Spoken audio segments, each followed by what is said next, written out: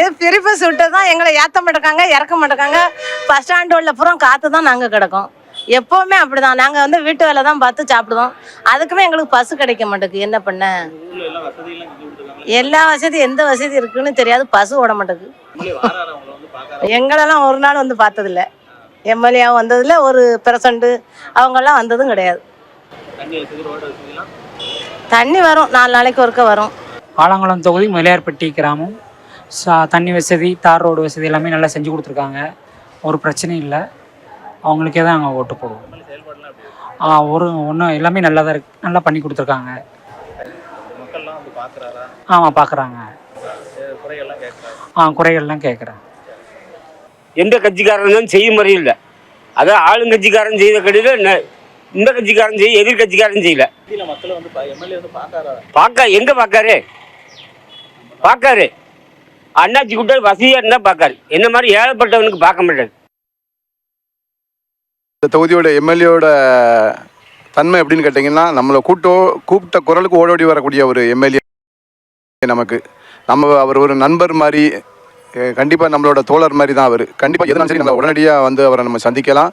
இந்த கூப்பிட்ட குரலுக்கு ஓடோடியாக வந்து செய்யக்கூடிய ஒருத்தர் அவர் தான் இந்த தொகுதியோட எம்எல்ஏவும் கூட. மறுபடியும் கண்டிப்பாக அவருக்கு வெற்றி வாய்ப்பு பிரகாசமாக இருக்குது.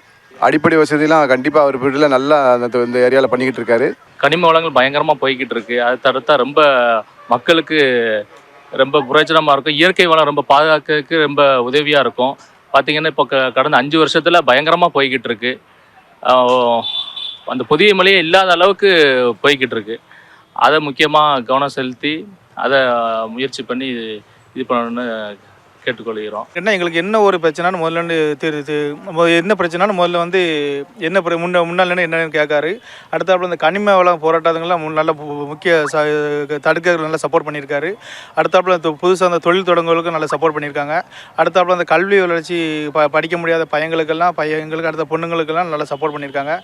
இப்போ இல்லை, எப்போதுமே எங்கள் உள்ளூர்காரங்க நல்லா சப்போர்ட் பண்ணணும். அவர் எல்லா மக்களுக்கும் ஒரு மனதில் நீங்கள் இடம் வச்சிருக்காரு. குட்டிப்பார்களுக்கு இந்த இடத்துல நன்றியை தெரிவித்துக் கொள்கிறேன். இங்கே வந்து அடிப்படை என்ன அப்படின்னு சொல்லும்போது பார்த்தீங்கன்னா, பொதுமக்கள் கக்கூசு மலங்களுக்கு எல்லாம் போகிறாங்க.